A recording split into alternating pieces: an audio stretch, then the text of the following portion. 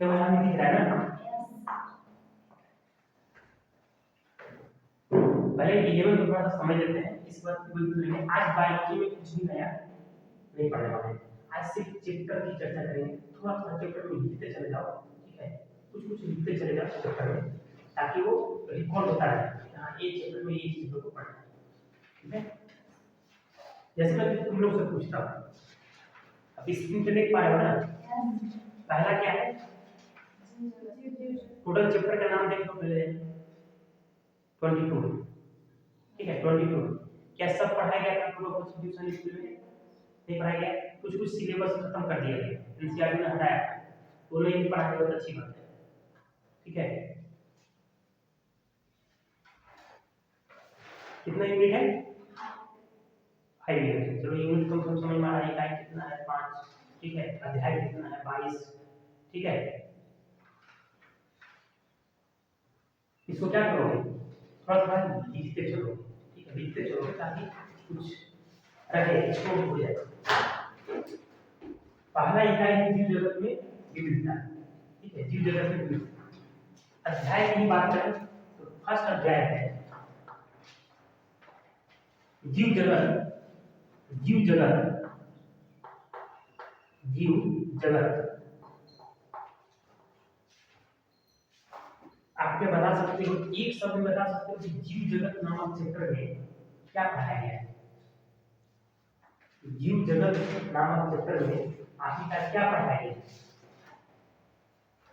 बोलो।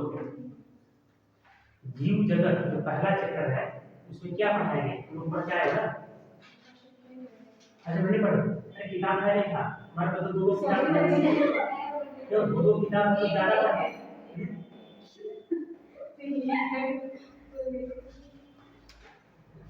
अरे वो बहुत आसान सा चैप्टर है, यस वेरी गुड। इसमें ये बताया गया है कि आप कैसे अंतर करो, सुनो यार, कैसे अंतर करो कि कोई चीज सजीव है और कोई चीज निर्जीव है, ठीक है। तो सजीव और निर्जीव के बारे में बताया गया है। जीव जगत में पहले तो ये बताया गया कि सजीव कौन और निर्जीव कौन, ठीक है। सजीव, सजीव और निर्जीव, सजीव और निर्जीव, निर्जीव में अंतर करने का कोशिश किया गया, अंतर बताने की कोशिश किया गया, और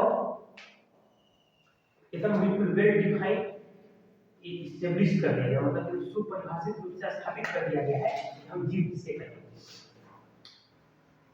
जीव और निर्जीव में क्या अंतर है ये बताने का कोशिश किया है पहला चैप्टर, ठीक है। और आपको ये एकदम 100% कॉन्फिडेंस के साथ ये कह दिया कि सजीव में एक क्वालिटी होती ही होती है, ठीक है। जैसे आपको पता है कि भाई जो सजीव है वो वृद्धि करते हैं, तुमने कहा कि नहीं वृद्धि जो है कोई अभिलाक्षणिक लक्षण नहीं है, अभिलाक्षणिक गुण नहीं है, क्यों? क्योंकि पर्वत भी वृद्धि कर रहा है, पर्वत भी जीव है, आप मिट्टी का ढेर भी तो वृद्धि करता है, तो अभिलाक्षणिक गुण नहीं है। तो इस तरह बहुत थोड़ा सा फिलोसॉफी लेकर आया, थोड़ा आध्यात्मिक को भी लेकर आया, अध्यात्म नहीं कह सकते लेकिन फिलोसॉफी दर्शन शास्त्र को लेकर आया है, ठीक है। और बहुत बढ़िया तरीके से इसमें लिखा हो एनसीईआरटी, इससे बेहतरीन आपको किसी बुक में नहीं मिलेगा, पहला चैप्टर, ठीक है। तो खैर मैं यहाँ पढ़ाने के लिए आया, पढ़ना तो लोग को मिल ही है, लेकिन थोड़ा सा सिर्फ जानना। सजीव और निर्जीव में अंतर किया गया है, और ये कहा गया कि सजीव में इतना गुण रहेगा ही, बोलो क्लियर है। अध्याय 2, यहाँ से समस्याएं आपके साथ शुरू हो जाती है, ठीक है। अध्याय 2 पढ़े, बोलो। अध्याय 2 क्या करता है?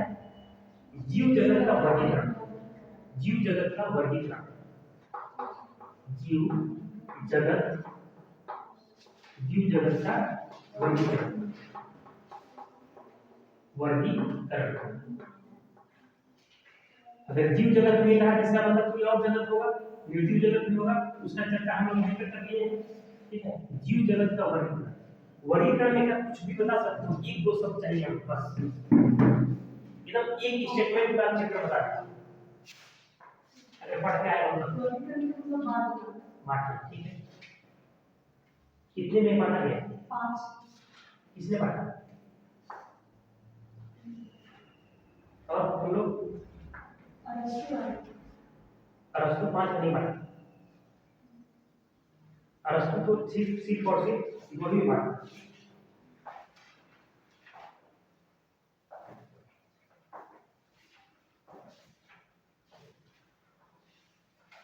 सिर्फ पढ़ना ही तो लोग कहते हैं।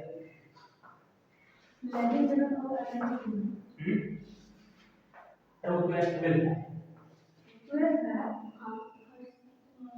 पहला चैप्टर में 12 है।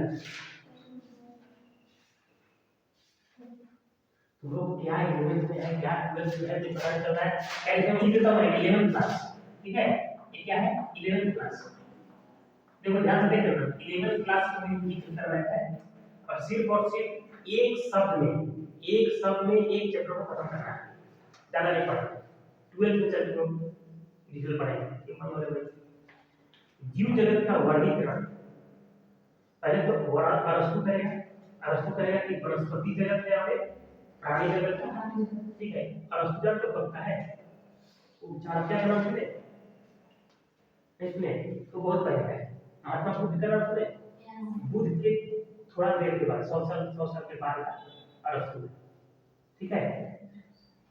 100 साल, सिर्फ 100 साल। बुद्ध कितने पढ़े थे? 600 बीसी में, 500 बीसी में, 563 बीसी में उनका जन्म हुआ, ठीक है। तो उसी समय जो है 322 बीसी के आसपास अरस्तु इसका गुरु थे, जानते हो? सिकंदर महान का गुरु था सिकंदर, ठीक है। जीव जगत का वर्गीकरण उसने किया था वनस्पति में और प्राणी में, लेकिन वो बहुत अच्छा चला नहीं कि चला यार, मतलब 1000-2000 साल चल रहा है तो क्या है, चलेगा ना। लेकिन अभी आकर 15वीं 16वीं 17वीं शताब्दी में किसी एक और महानुभाव आए जो कि 5 जगत कौन बताया? 5 जगत वर्गीकरण किसने बताया?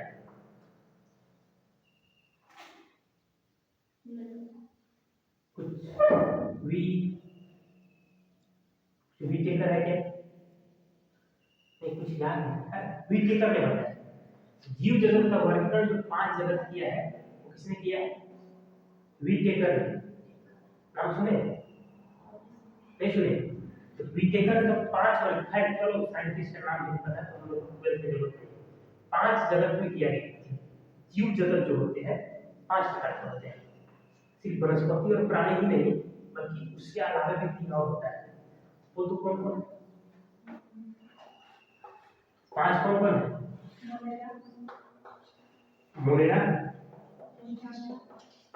मोनेरा, प्रोटिस्टा और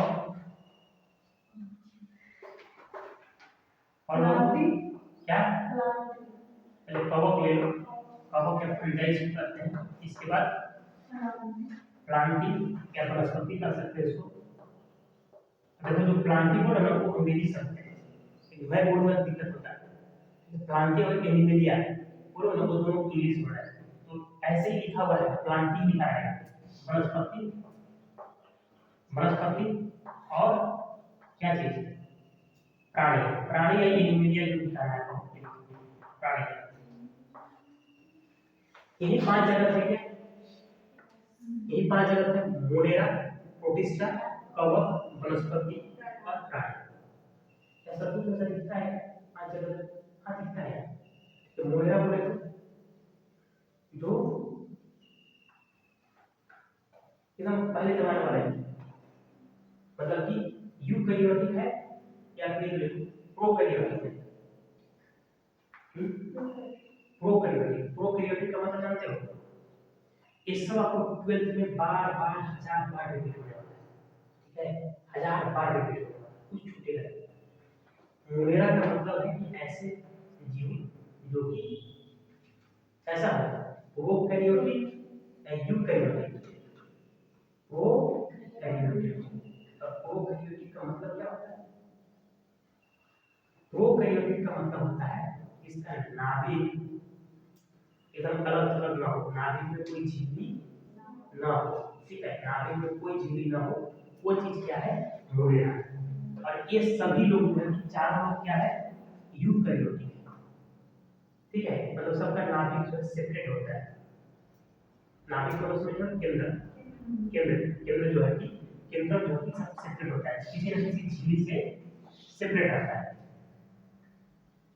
और ये जो प्रोटिस्टा है, प्रोटिस्टा की खास बात क्या है, एक ही सेल से एक जीव बनता है। हम लोग में कितना सेल है, कितने कोशिका है, हम लोगों की बॉडी में कितने कोशिका है, बहुत बहुत है, मतलब कि अरबों खरबों से मतलब होगा, ठीक है, आगे कैलकुलेट कर सकते हैं, कर सकते हैं,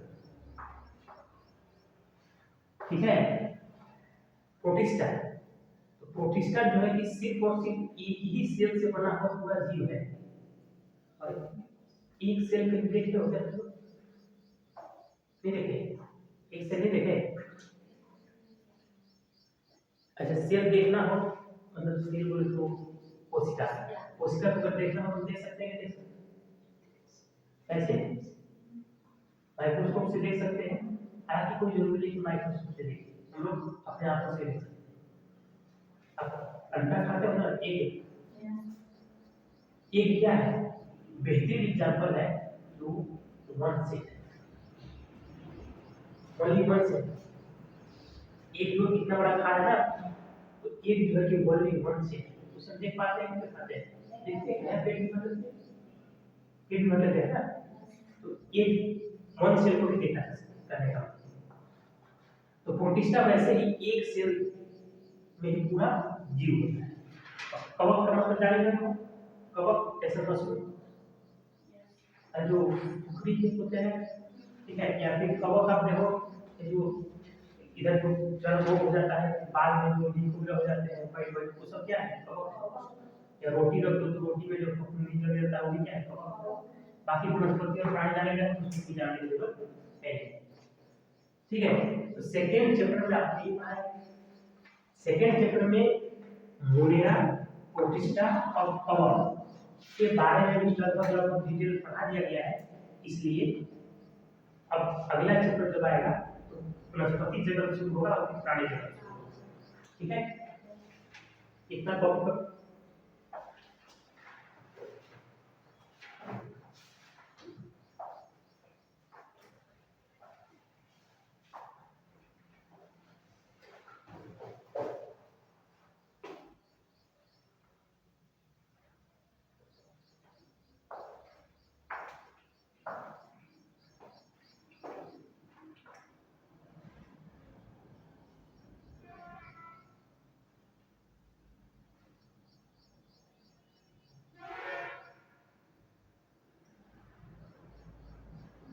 हो गया,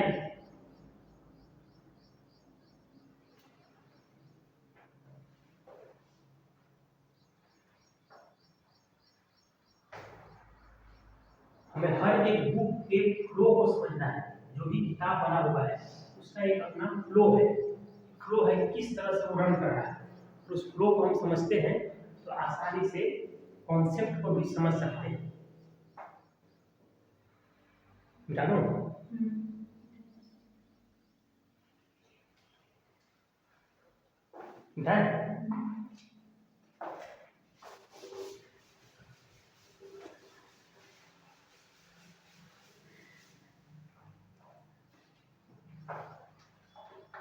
पहला में सजीव निर्जीव पढ़ा, दूसरा में वर्गीकरण पढ़ा, ठीक है। वर्गीकरण के साथ साथ सेकंड चैप्टर में आप देखोगे मोनेरा, प्रोटिस्टा और कवक, ये फंजाई, तीनों के बारे में डिटेल पढ़ा दिया है, या यूं कहे कि उसको डिटेल पढ़ाने के लिए बहुत थोड़ी थोड़ी जानकारी इसलिए पढ़ा दिया।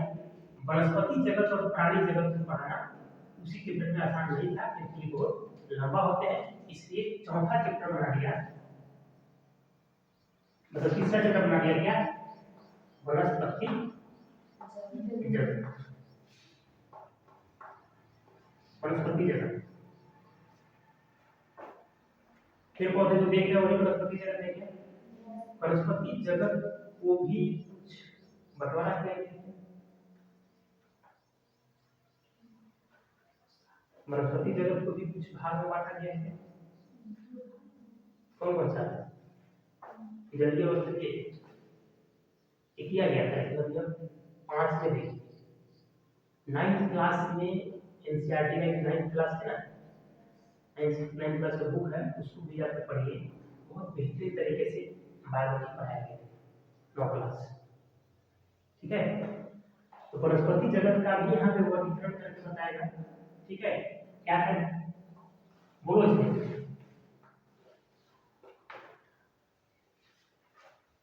हेलोफाइटा या फिर शैवाल, शैवाल ये इसको 9th क्लास में देखोगे तो वहां पे क्या लिखा हुआ है, हेलोफाइटा। ठीक है, दूसरा बोलो।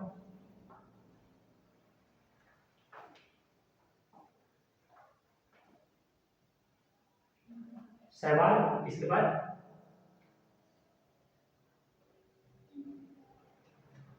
अरे ब्रायोफाइटा, टेट्रोफाइटा, ब्रायोफाइटा, ब्रायोफाइटा। नेक्स्ट टेट्रोफाइटा। नेक्स्ट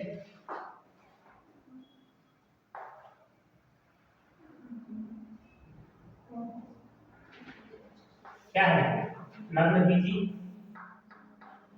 सही है। और इसमें 5वां है आवृतबीजी।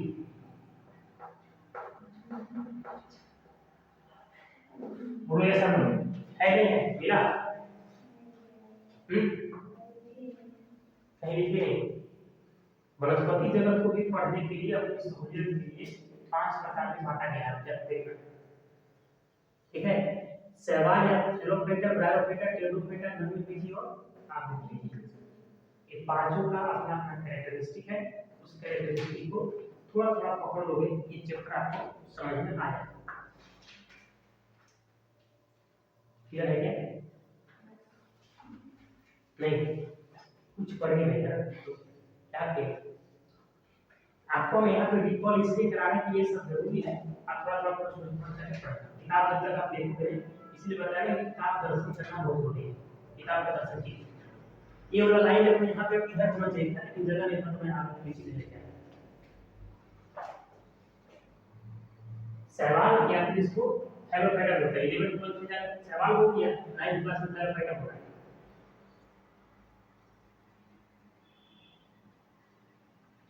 कि आपको हर जगह परेशान करता रहेगा, इनको ताकत पे जोड़ के पढ़ो।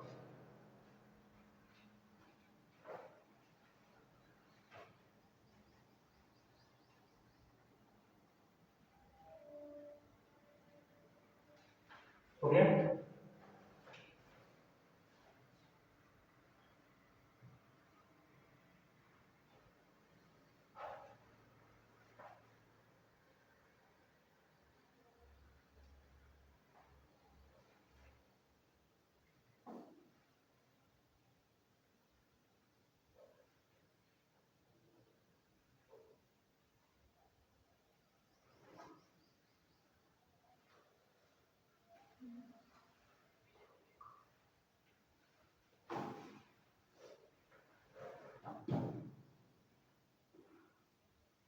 अरे बढ़े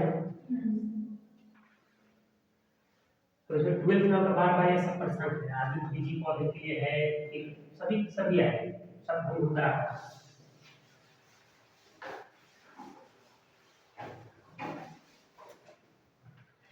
चौथे पेपर में क्या पढ़ना है?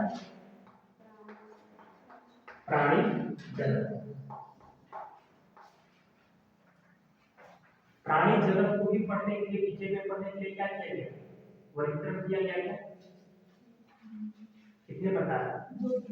कौन कौन सा?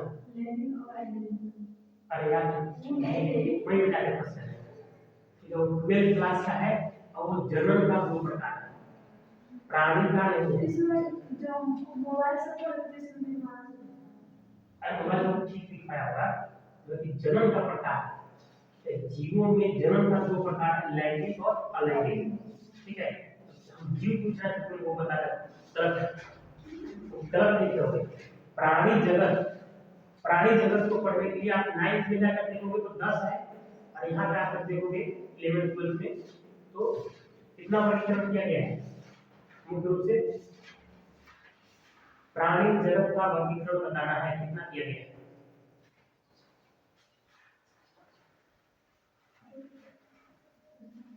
एकदम पता नहीं चला है, पढ़ेंगे।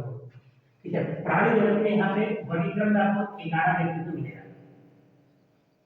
कुछ का नाम बता दो।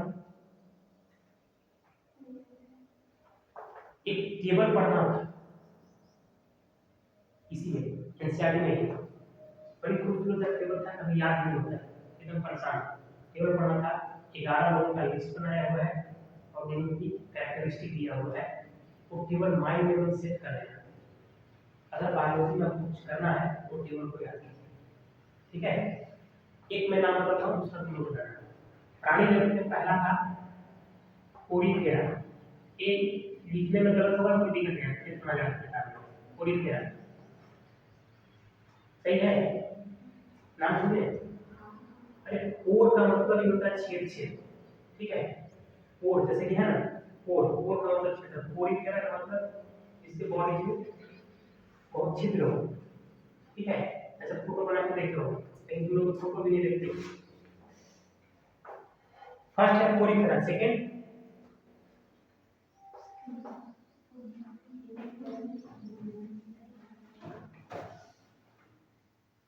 एकदम बिल्कुल पता नहीं, सब नहीं लिखना क्या है, तो जो अभी तुम लिखना है। वैसे इसको नहीं होगा तो उसको बता रहे हैं आपको ये पूरा टेबल। ठीक है, थोड़ा सा ट्रिक से लेकर चलोगे तो एक काम हो जाएगा। पीसीसी प्लेटफॉर्म पे आरसी आने लगे, अर्थ देकर मतलब पैसा देकर कुछ खरीदा जिसमें कि लैंड पर बहुत कठोर लोगों का शिकायत था, जीरो को पैसे शिकायत था। तो इस ट्रिक को यूज करेंगे तो कर लेंगे। आज हम लोग सिर्फ इसी तरह से सिलेबस को एक बार भूल जाना है। ठीक है, तो सीरियल डेटा है इधर, फिर आपका सीरियल डेटा है ऐसे नेमिटोडा ऐसे करके है, तो अपना जाकर देख लेना, कॉपी करना, जाकर लिखना है, करो 11 लोगों का नाम लिखना है, तो टेबल को बार बार पढ़ने की कोशिश करना। ठीक है, इस टेबल को 50 बार पढ़ते हैं।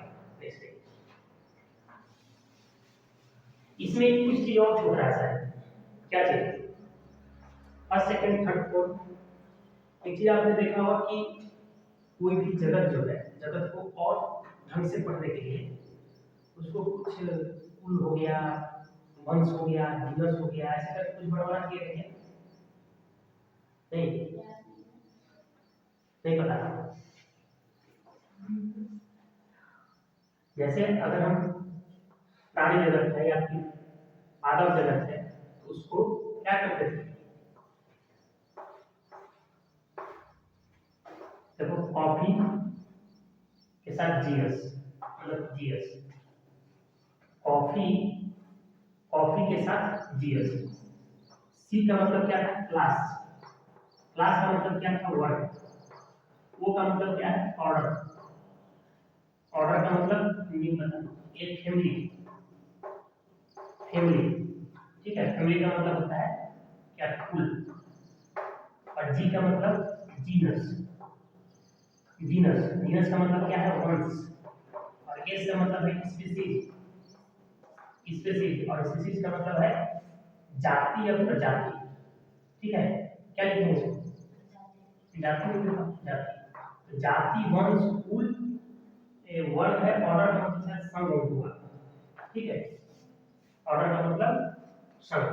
तो इसमें देख लेना, ये चीज भी जो क्या करना है, इसको भी लेकर चलना है।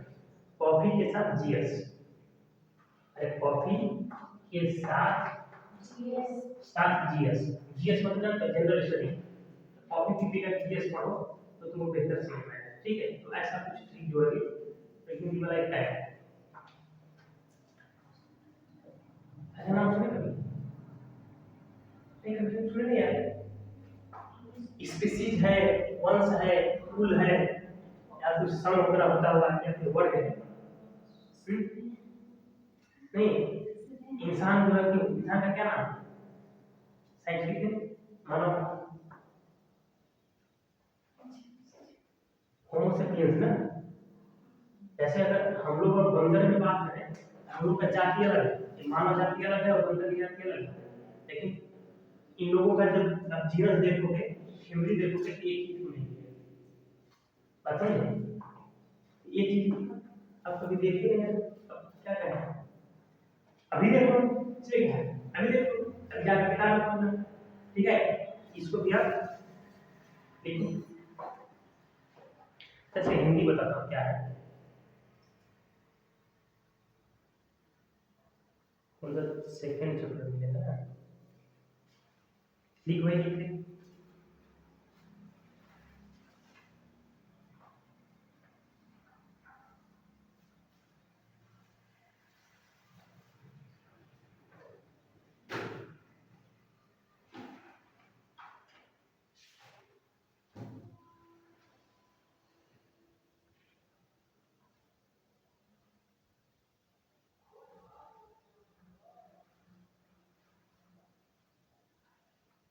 ये सब समस्या ना लोग हो रहा है, क्योंकि आपको मना कर दिया गया कि किताब मत देखिए, ठीक है, एकदम मना कर दिया गया किताब मत देखिए। यूट्यूब में भी जाओगे तो यूट्यूब वाले क्या बोल रहे हैं, बस जो मैंने पढ़ा दिया बस पूरी दुनिया उसी में समा गई, अब उसके अलावा आपको कुछ पढ़ना ही नहीं है, देखो ही मत किताब, ठीक है। कोचिंग वाले भी वही कह रहे हैं, हमारा मटेरियल देखिए, हमारा नोट्स पढ़ो उतना ही सफिशिएंट, उसके अलावा दुनिया में कुछ है ही नहीं।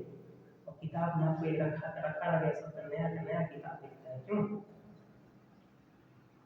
दिखता है ना। अब लिखेंगे तो बोलेंगे नहीं, क्यों।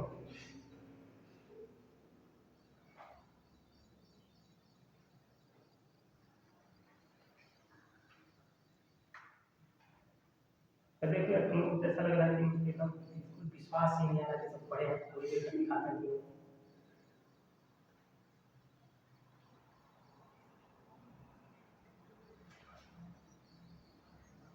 यहाँ पे देखो, ये देखो आर एच विटेकर ने 5 जगह बनाया, ठीक है, 5 जगह बनाया, 5 जगह को पढ़ने के लिए और डिटेल यहाँ से लेके चलेंगे। देखो मेरा ये पढ़ा हुआ है ना, इस तरह से किए हुए हैं, जहाँ तहाँ ग्रीन कलर लगा हुआ है, कहीं कहीं रेड कलर से मारे हुए हैं, कभी कहीं फोटो दिखेगा तो देखना फोटो में भी ऐसे घेरे बनाए हुए हैं, इस जगह नजदीक का कोई दिक्कत नहीं है।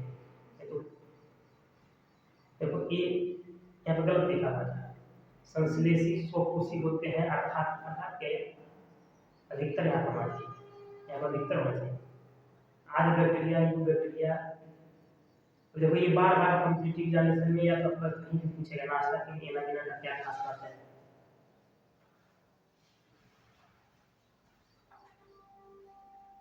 प्रोटिस्टा जगत, प्रोटिस्टा के अंदर ये सब है, चल रहा है।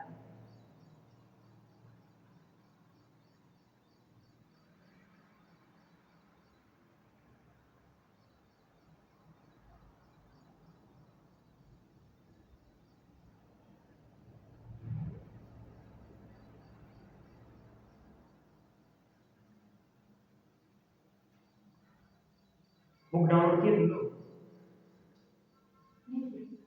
नहीं किए, फ्री में मिलता है तो डाउनलोड करोगे, कैसे डाउनलोड।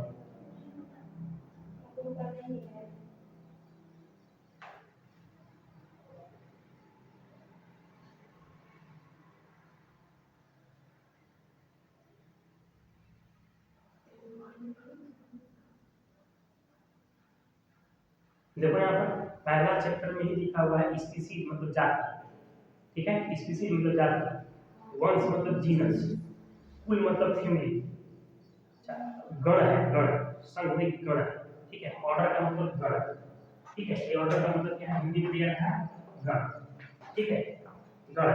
और इसके बाद वर्ग का मतलब क्लास, और संघ का मतलब फाइल, इसके भी आगे में देखें तो संघ का मतलब फाइल, इसको किधर कर सकते हैं, इधर ले सकते हैं, फाइल,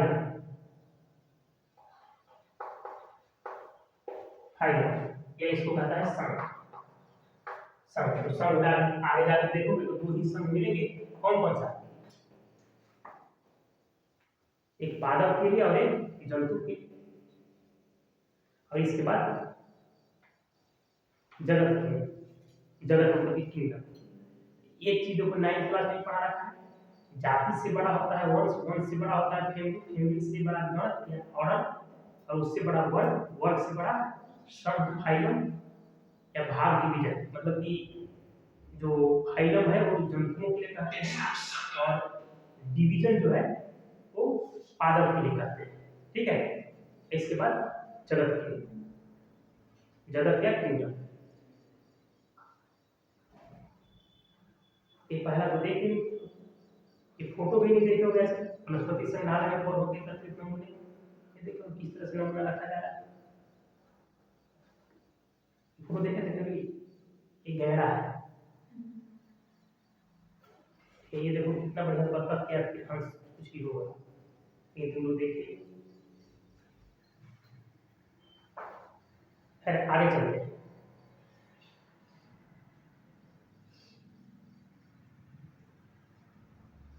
अब तक समझ में आया पहला यूनिट, पहला यूनिट का फ्रेमवर्क समझ में आया कि जीव जगत, जीव है कि निर्जीव है और जीवों का वर्गीकरण किस तरह से करेंगे, तो ये वाला चीज वही बता दिया है।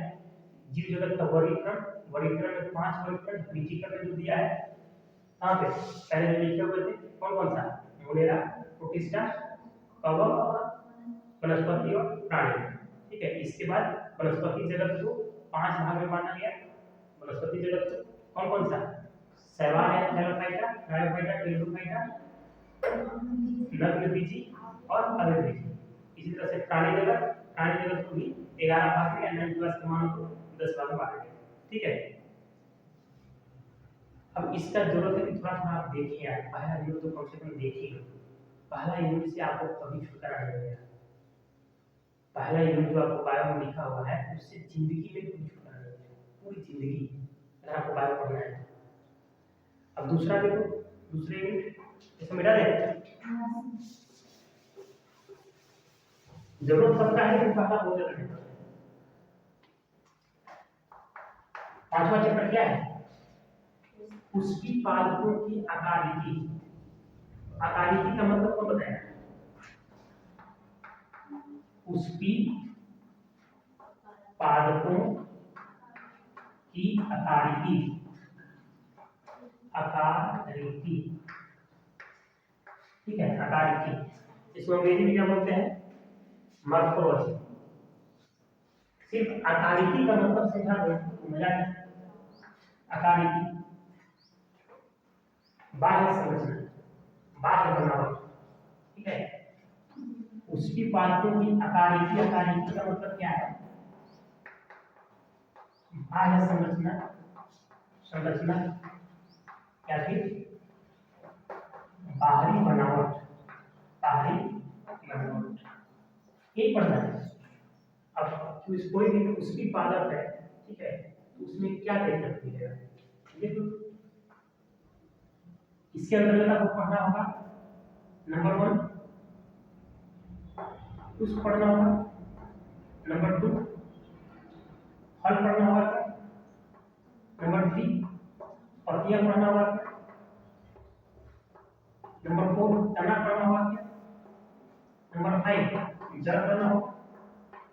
जड़ नहीं पढ़ना, लिखो। आकारिकी का मतलब क्या है, बाह्य संरचना या बाहरी बनावट, और इसके अंदर में कुछ फल, पत्तियां, तना, जड़, ये सब आपको पढ़ना है। तो कम से कम माइंड में इतना तो सेट हो जाए कि ये चैप्टर का क्या मतलब था। ये चैप्टर तो हर कोचिंग में पढ़ाया गया, नहीं पढ़ाया गया है, तुम लोग खुद ही नहीं पढ़े।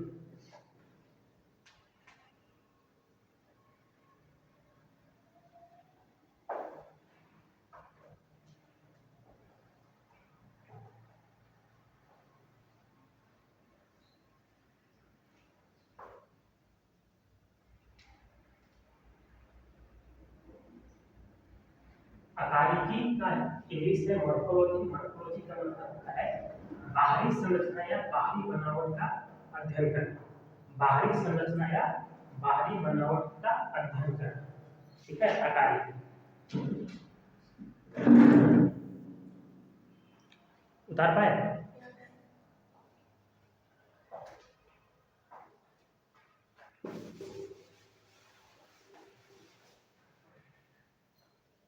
छठा जगह 6।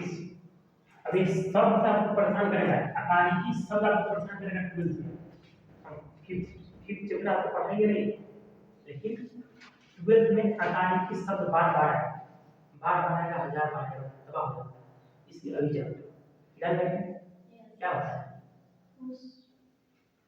बाहरी संरचना या बाहरी वर्णन, ठीक है, ये चीज है। दूसरा क्या है, हमको जो है कि पूरा डिफिनेशन नहीं चाहिए। आप याद रखिए कि हम लोगों को गांव में यही सिखाया गया है, कोई भी चीज अगर पढ़ रहे हैं तो उसको हम पूरा खींच कर इतना लंबा कर देंगे कि मतलब सर में अटेगा ही नहीं। छोटा सा खोपड़ी इतना लंबा डिफिनेशन कहाँ से दिया? ऐसा होता है ना। हमने कहा कि आपको वन वर्ड डिफिनेशन जानो, सिर्फ वन वर्ड डिफिनेशन। अकारिकी का मतलब कि बाहरी संरचना, बस हो गया।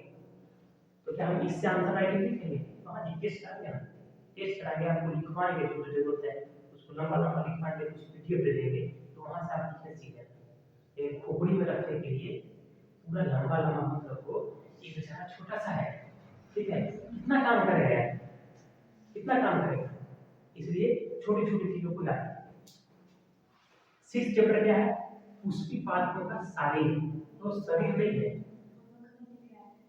अच्छा लाइक कर दिया, चलो कोई बात नहीं, जब लिख दिया है पुष्पी पादपों का शरीर, शारीर लिखा हुआ ध्यान रखना, शारीर,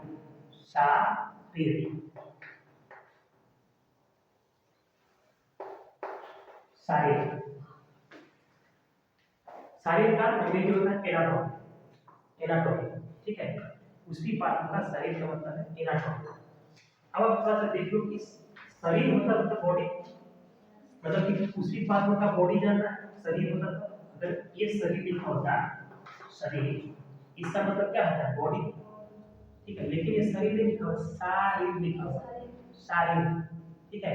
इसका मतलब होता है बॉडी, इसका मतलब होता है एनाटॉमी, ठीक है। वो अंग्रेजी आप देखो प्रोसीजर प्रोपीरियड, क्यों बहुत यस एनाटॉमी, ठीक है। आखिरकार शारीर का मतलब क्या होता है? तो शारीर का मतलब है आंतरिक बनावट, आंतरिक संरचना कुछ, ठीक है, आंतरिक बनावट या आंतरिक संरचना, ये है शारीर का मतलब। आंतरिक संरचना या फिर या आंतरिक बनावट, आंतरिक बनावट, आंतरिक बनावट। और अकारिकी का मतलब क्या था? बाह्य संरचना, ये था बाह्य संरचना या बाह्य बनावट, बाहरी बनावट, ठीक है। देखो बाहरी बनावट तो किसी भी, अगर हम उसकी पादप को देखने जाए तो क्या दिखेगा? हमें फल दिखेगा, फूल दिखेगा, पत्तियां दिखेगी, तना दिखेगी, जड़ दिखेगा, मतलब कबाड़ है तो जड़ दिखेगा, ठीक है। तो ये चीज मिलाकर हम इस चैप्टर में पढ़ेंगे, मतलब तुम लोग पढ़े होंगे, पढ़ना था, ठीक है। और 6 में क्या है? आंतरिक बनावट, आंतरिक बनावट के बारे में पढ़ना है। और आंतरिक बनावट किस स्तर पे? याद रखिए, आंतरिक बनावट ऊतक के स्तर पे पढ़ना है। किस स्तर पे पढ़ना है? ऊतक के स्तर पे। ये चैप्टर आपको क्या कहेगा? ऊतक के स्तर पे आंतरिक बनावट को पढ़ो। ये क्या कहेगा? ऊतक के स्तर का मतलब समझ लो, मतलब ऊतक लेवल पे जाकर हम लोग को सूक्ष्मदर्शी देखना है कि कौन सा ऊतक कहाँ पे है, कैसे पढ़ना है। ऊतक के स्तर पर आंतरिक बनावट को पढ़ना है, आंतरिक बनावट पढ़ना था, क्योंकि था लोग पढ़ा था। ऊतक को डिटेल बता सकते हो? पादप में कितने प्रकार के ऊतक होते हैं? टिश्यू बता सकते हो? नहीं बता सकते आप, बहुत बेहतरीन तरीके से निकाल, ठीक है। और या फिर यहीं पे भी जाकर देखो, मुख्य रूप से 2 प्रकार के ऊतक है, कौन कौन सा है? एक अस्थायी और एक सरल और कॉम्प्लेक्स। पहले तो करोगे सरल है और एक कॉम्प्लेक्स है, अस्थाई है, एक अस्थाई है। अरे विभज्योतक को पढ़े पढ़े शीर्षस्थ विभज्योतक अंतर्विष्ट पढ़े, साइलम फ्लो में पढ़े और क्या पढ़े? याद कैसे रहेगा? आप 9th क्लास का एनसीईआरटी उठा लो, उसके हेल्प से आप इसको पढ़ने का अगर कोशिश करोगे तो बेहतर समझ में आएगा। कम से कम ये जान लो भाई क्या क्या, अगर नहीं जानते हो तो फिर 11th क्लास में या तो वीडियो देखना या आगे बैठ कर तो आपको समझ में। ठीक है, कम से कम हमको आज के डेट में इतना जानना है कि अकारिकी का मतलब नहीं जानते थे, बाहरी बनावट और सारी एनाटॉमी का मतलब आंतरिक बनावट। आंतरिक बनावट के अंदर में ऐसा नहीं कि कुछ सेल पढ़ना है, जीवे कोशिका नहीं पढ़ना है, क्या पढ़ना है? उत्तक पढ़ना है। तो उत्तक को जाकर थोड़ा थोड़ा आप ध्यान से देखना तो 3-4 समझ में आ जाएगा। ठीक है, कुछ तो याद होगा, क्लियर हुआ? अगला चैप्टर लिख लिए। अगला चैप्टर देखो है प्राणियों में संरचनात्मक संगठन। प्राणियों में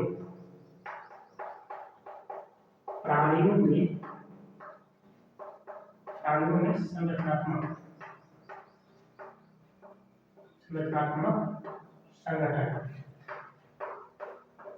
संगठन। प्राणियों में संरचनात्मक संगठन। ये बात नहीं कहा कि भाई प्राणियों का हम आकारिकी पढ़ रहे हैं कि प्राणियों का शारीरिक पढ़ रहे हैं। इस चैप्टर के अंदर अगर आप जाओगे, अगर अंदर जाओगे तो आपको पता चलेगा कि प्राणियों का आकारिकी भी है और प्राणियों का शारीरिक भी है। खास करके फोकस किया गया है प्राणियों का शारीरिक मतलब एनाटॉमी के बारे में, अर्थात प्राणियों की ऊतक स्तर पर पढ़ना है, प्राणियों के ऊतक पढ़ना है, प्राणियों के लिए ऊतक पढ़ना है। इस चैप्टर में प्राणियों के ऊतक पढ़ना है। अगर एक शब्द में कहें कि क्या पढ़ना है, प्राणियों के ऊतक पढ़ना है। इसमें क्या पढ़ना है? तो पादपों का ऊतक पढ़ना है। ठीक है, इसमें क्या पढ़ना है? बाह्य संरचना। बाकी बनाओ तो खूबसूरती दिख रहा है कुछ तो पढ़ना है। क्लियर हुआ? इतना कॉपी कर ली। अब बायोलॉजी का किताब अगर बार बार 1000 बार में देखोगे तो कोई फायदा नहीं है बायोलॉजी पढ़ने का। बिल्कुल।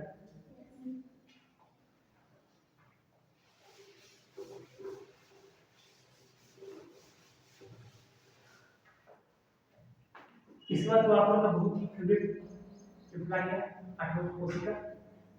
सबसे फेवरेट ये है, सही है क्या? नहीं कोशिका, कोशिका में मैं कुछ बोलूंगा ही, कोशिका में आप सब लोग जानते हैं कोशिका जीवन की क्या है, जीवन 9वां आ जाते हैं। कोशिका तो 9th में ही पढ़ जा रहा है और यहाँ भी पढ़ोगे और टीचर संभवतः अगर शुरुआत भी किया हो पढ़ाने के लिए कोशिका से ही शुरुआत करते हैं। सही बात है ना? जैव अणु की बात है 9th में है जैव अणु। जैव अणु में क्या क्या पढ़ना है? जैव अणु में क्या क्या पढ़ना है? बता सकते थे? बोलो। बायोमोलिक्यूल्स याद रखिएगा कि सेम चैप्टर जैव अणु जो आप 11th में यहाँ बायोलॉजी का चश्मा लगा के देखे हो वो 12th में केमिस्ट्री का चश्मा लगा के पढ़ना है। ठीक है, यही बायोमोलिक्यूल्स केमिस्ट्री में पढ़ना है। क्लियर हुआ? इसमें खास करके कुछ पढ़ना है वो मैं बताता हूँ। पहले चीज कार्बोहाइड्रेट,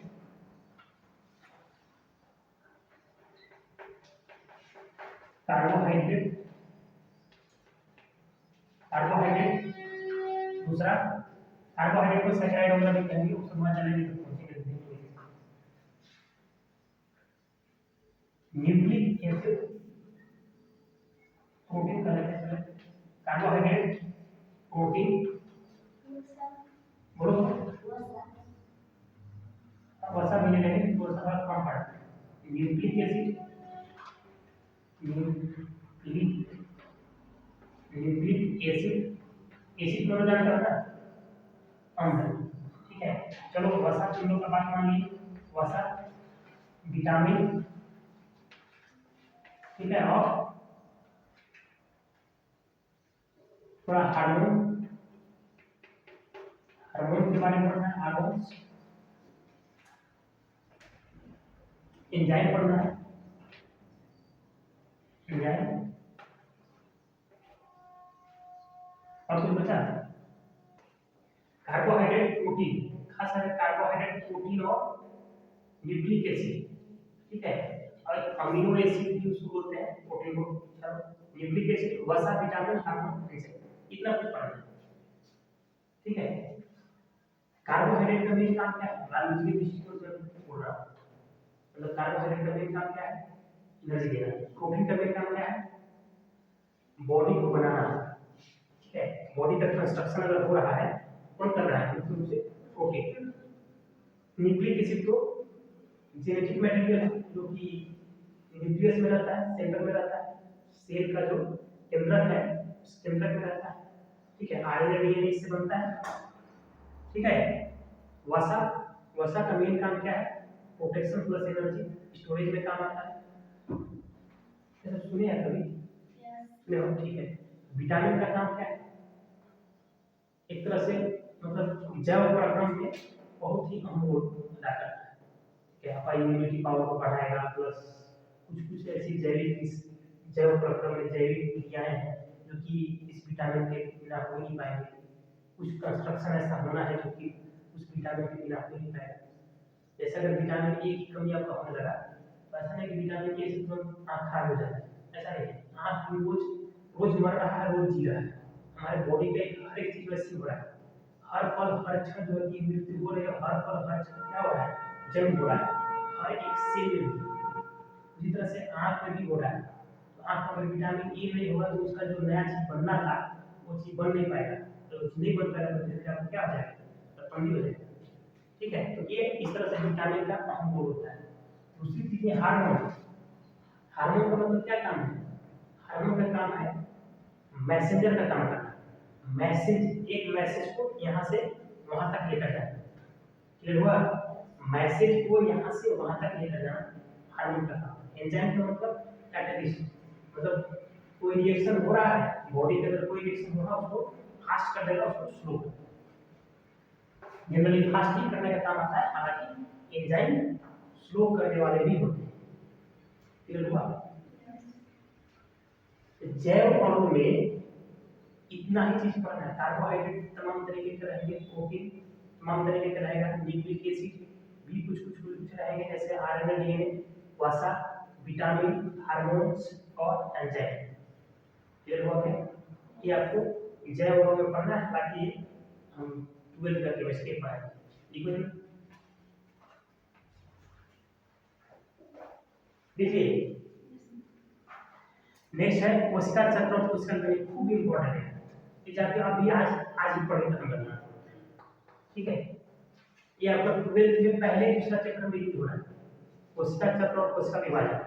हालांकि तुम लोग को समझ में आ गया होगा, सही बात है। कोशिका चक्र एवं कोशिका विभाजन आया था समझने में, 11th में कोशिका विभाजन बोलो।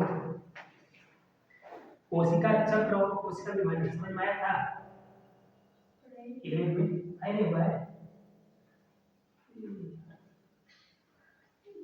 12th में आपको इसी के बेस पे 2 3 4 चैप्टर चल रहे हैं, ठीक है। कम से कम 2 3 चैप्टर तो चले।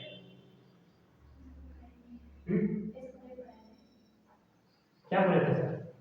कोचिंग वाले क्या बोले? बात पढ़ाने के बाद हुआ है, के बाद हुआ है, ठीक है। कोशिका चक्र बहुत ज्यादा इंपॉर्टेंट है, 12th के नजरिया से ये बहुत ज्यादा जरूरी है, कोशिका चक्र और कोशिका विभाजन। अभी 12th में चलोगे सबसे पहले क्या पढ़ना है? जनन, रिप्रोडक्शन शुरू।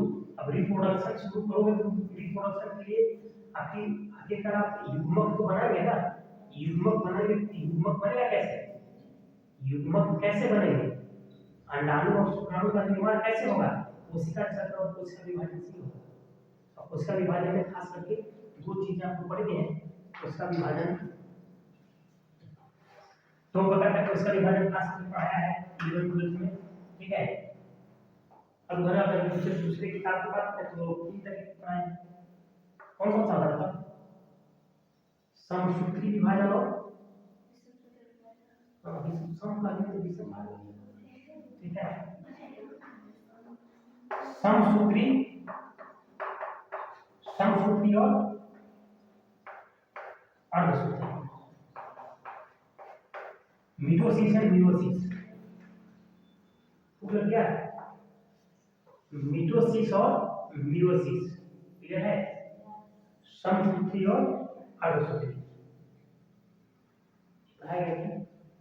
नहीं पढ़ाएगा, कोई बात नहीं। समसूत्री में सिर्फ इतना जानो कि एक कोशिका जब टूटता है, ठीक है, दो कोशिका बनाता है।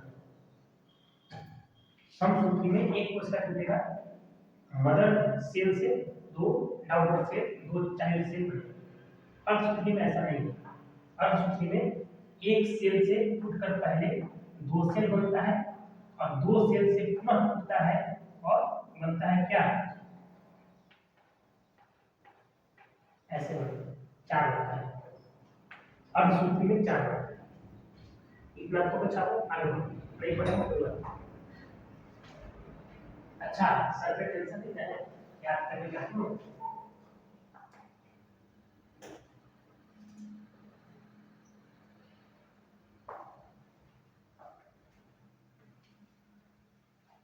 कॉपी हो गया? तो इतना जल्दी कैसे कर सकते?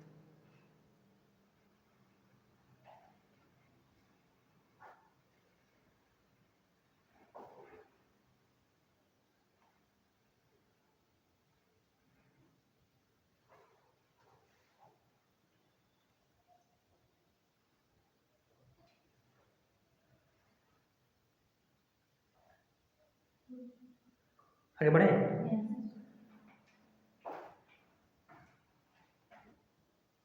चलो थोड़ा सा फास्ट करते हैं, ये सारी खत्म हो गई। चलो ये खत्म हो,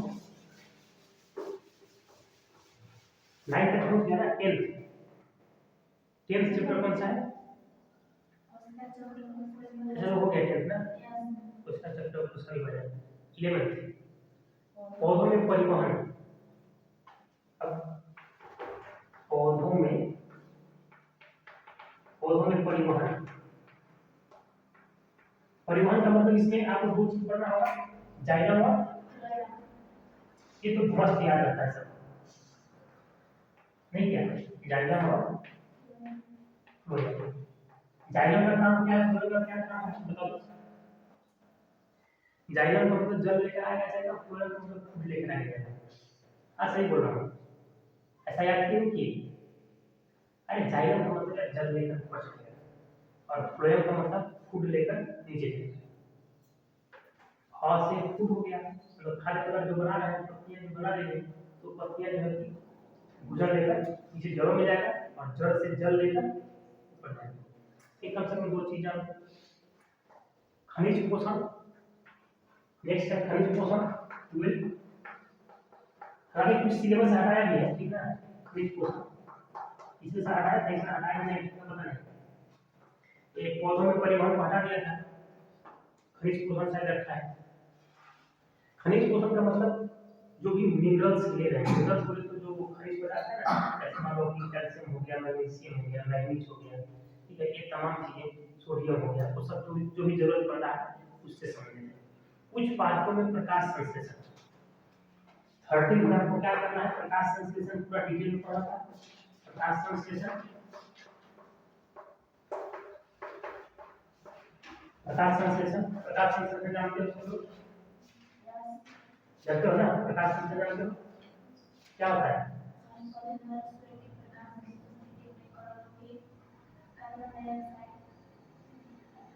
बहुत सही जा रहा है, कि गड़बड़ा है।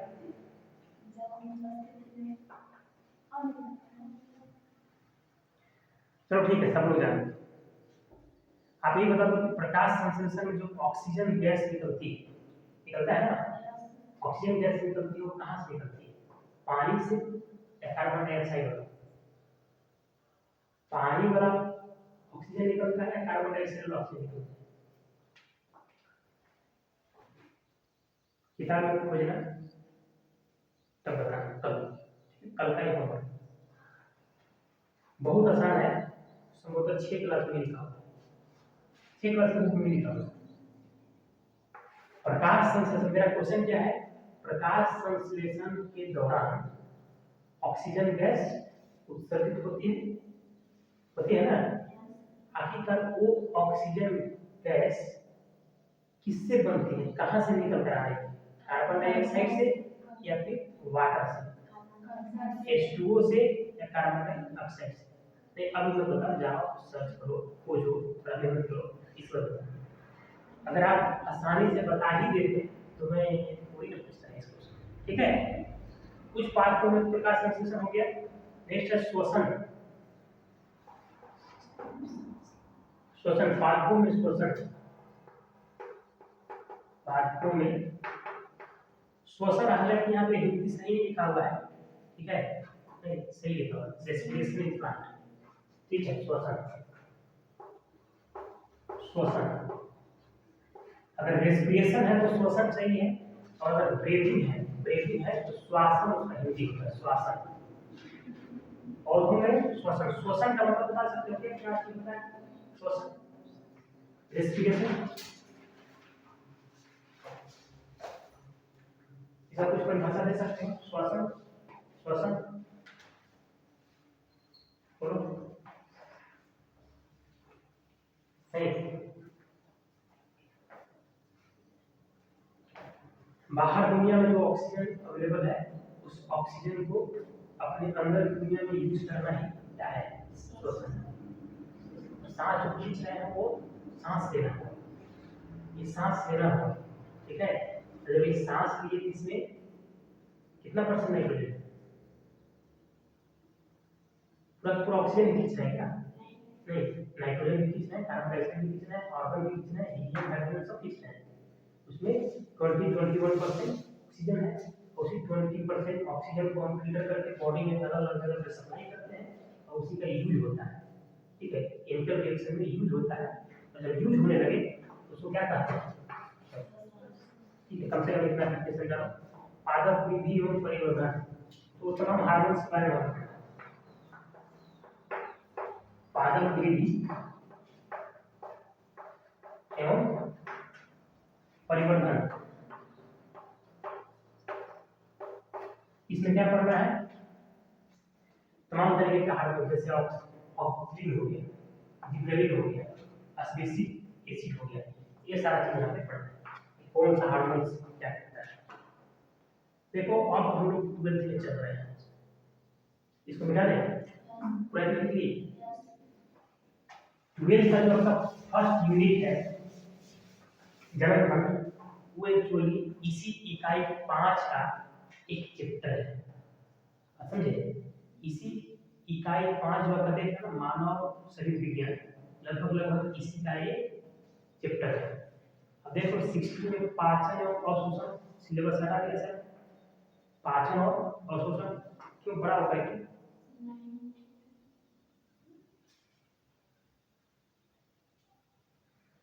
16 जो है कि पाचन एवं अवशोषण, तो पाचन का मतलब क्या है, एटलीस्ट आपको इतना पता होना चाहिए कि क्या पढ़ना है, डाइजेशन सिस्टम पढ़ना है, मतलब कि आमाशय के बारे में पढ़ना है।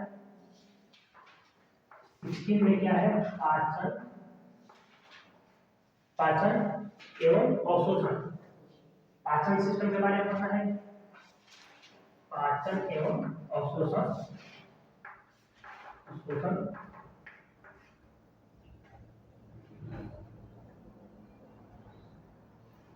इसमें आपका आमाशय, ताकि अकेले आप ऐसा आमाशय थोड़ी पढ़ना है, मुंह से लेकर आमाशय आंख सब कुछ पढ़ना है, अग्नाशय भी पढ़ना है, लीवर भी पढ़ना है, ठीक है, ये सारा चीज। 17 श्वसन और गैसों का विनिमय, 17 चैप्टर में क्या है, लिख ले जाओगे तुम आदि को। 17 में क्या है, श्वसन और गैसों का विनिमय में हमें क्या करना होगा, फेफड़ा के बारे में पढ़ना है, ठीक है, फेफड़ा के बारे में पढ़ना है, श्वसन और गैसों का विनिमय, श्वसन और गैसों का विनिमय। इसमें खास करके हमें क्या पढ़ना है, फेफड़ा के बारे में पढ़ना है। यहाँ पे यूज नहीं कर लो, लिक्विड बोलते हैं हिंदी में, अग्नाशय भी पढ़ना है, उसे बहुत कुछ पढ़ना है। मेन ऑर्गन हमें इसमें फेफड़ा पढ़ना है। नेक्स्ट 18 है शरीर द्रव तथा परिसंचरण। शरीर द्रव, शरीर देखो यहाँ पे शरीर लिखा हुआ है और वहाँ पे क्या लिखा हुआ था, शारीर लिखा हुआ है। शारीर का मतलब एनाटॉमी और शरीर का मतलब बॉडी, ठीक है। शरीर द्रव तथा परिसंचरण, शरीर द्रव तथा परिसंचरण,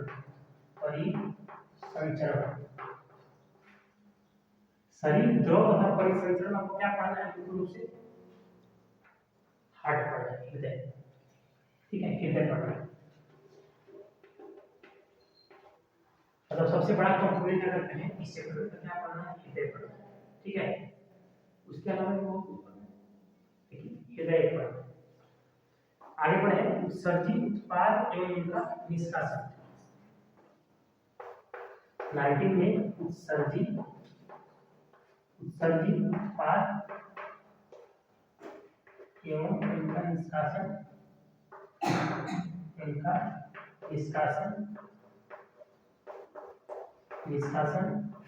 इसमें क्या पढ़ना है, वृत्त का मतलब जानते हैं, किडनी या वृत्त, ठीक है। तो मुख्य कंपोनेंट जो है, मेन कंपोनेंट आपको वृत्त पढ़ना है। कोई दिक्कत परेशानी है? एक दो किलो पता है, इतना मैंने बताया। अध्याय 20 का नाम है गमन एवं संचलन।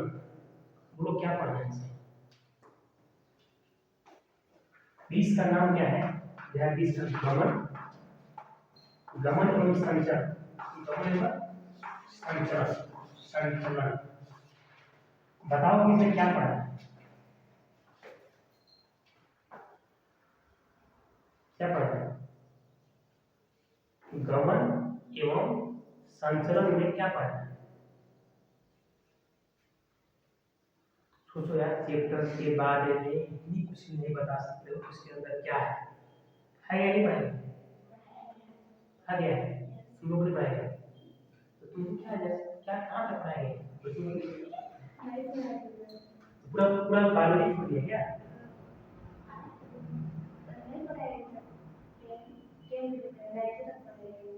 पूरे साल भर में मतलब 9 तक पढ़ाया था तुम, और किस सेमेस्टर में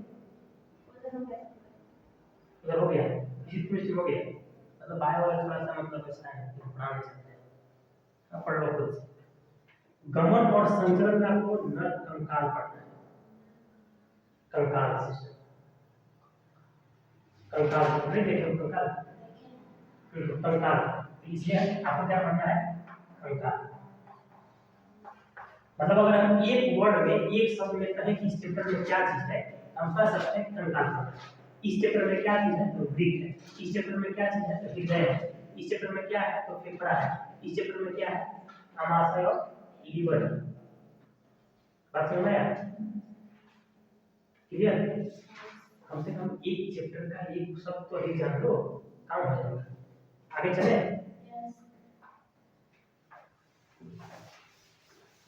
ठीक है ना? ठीक, देखो नेक्स्ट चैप्टर है तंत्रिकीय नियंत्रण एवं समन्वय। तंत्रिकीय नियंत्रण एवं समन्वय, वो इसमें क्या पढ़ रहा होगा, अनुमान लगा के देखते हैं। तंत्रिकीय नियंत्रण एवं समन्वय,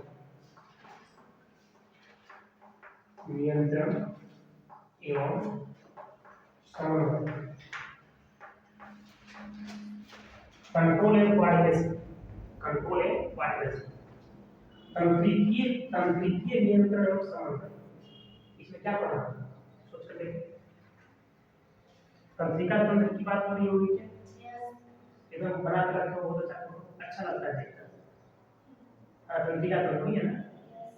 तंत्रिका तंत्र न्यूरॉन है, ठीक है। तो तंत्रिका तंत्र ही पढ़ना है और इसके लिए सबसे बड़ा जिम्मेदार कौन है? अपना खोपड़ी, ठीक है। तो इसमें क्या पढ़ना है? और तो मस्तिष्क पढ़ना है, मस्तिष्क पढ़ना है। और एक शब्द में कहें कि क्या पढ़ना है इस चैप्टर में, तो मस्तिष्क पढ़ना है। आप पढ़ना पढ़ के लगता है कि मस्तिष्क खोपड़ी का फोटो बना हुआ है अंदर, ठीक है। एक जो न्यूरॉन्स का है उसका फोटो बना रहेगा।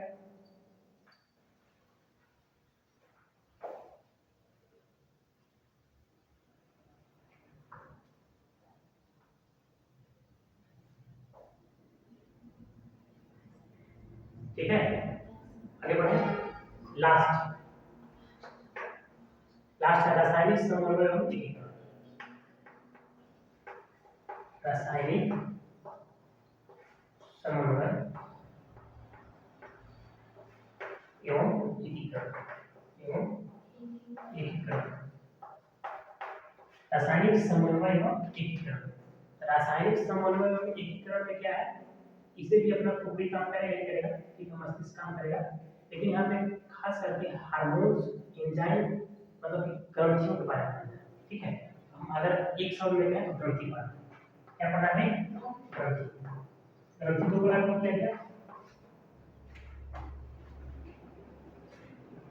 बाह्य स्राव, अंतःस्राव, ठीक है। एक ग्रंथि पढ़ना है। ऐसे कुछ ग्रंथि का नाम बता सकते हो? पीयूष ग्रंथि, थैलेमस ग्रंथि, थायराइड ग्रंथि, एड्रिनल ग्रंथि, यहाँ पे भी पढ़ता है। नाम सुने बुक्स अच्छा तुम्हारा ही कोचिंग है कि कम से कम कुछ तो पढ़ा दिए। हम लोग सब चैप्टर पढ़ाए थे। हम भी क्लास की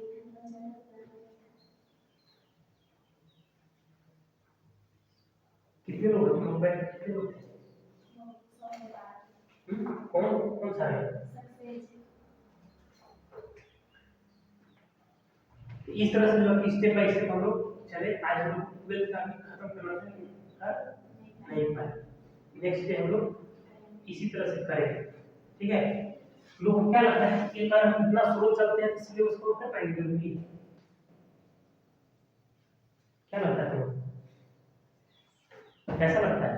अगर इतना स्लो लेकर चलेंगे तो सिलेबस कवर कर पाएंगे या नहीं कर पाएंगे? कुछ अनुमान लग रहा है? हो जाएगा, ठीक है। क्योंकि अभी मैं वर्क कर रहा हूँ, तो धीरे धीरे जैसे जैसे आगे बढ़ेंगे तो जैसे आपसे वर्क कराना शुरू करेंगे। आप वर्क कीजिए चैप्टर को। अगर हम पढ़ाने जा रहे हैं तो चैप्टर पहले से पढ़ के आओ, उसका फोटो देख कर आओ, कहीं कहीं ऐसे मार्किंग करें ताकि हम बोले तो आपको ज़्यादा समझ में आए। बात समझे? तो धीरे धीरे करके स्पीड भी बढ़ जाएगा, तुम लोग का भी स्पीड बढ़ जाएगा, मेरा भी स्पीड बढ़ जाएगा, सिलेबस कवर आसानी से किया जा सकता है। बात समझे? कल क्या लेकर आना है? अगेन बायो, ठीक है। बायो लेकर आना है। होमवर्क क्या होगा? आज तो बहुत काम हो गया, पूरा इंजीनियर पेपर कम से कम देख लेना। तुम प्यार से देखो कि हर चैप्टर में क्या क्या है। मैंने जो बताया वो सही बात है या फिर उसमें कुछ गड़बड़ चल रहा है, ठीक है। ज़्यादा कम से कम फोटो देखो, फोटो देख के कुछ समझ में आएगा। कुछ कुछ यहाँ वहाँ टाइम पास करो, कुछ ऐसे रेड मार्क करो, कहीं ग्रीन मार्क करो, कुछ तो करो यार। किताब है कि नहीं? और जाकर देखो क्या नोट्स होगा, नोट्स से जाकर, ठीक है। आज के लिए बंद करें।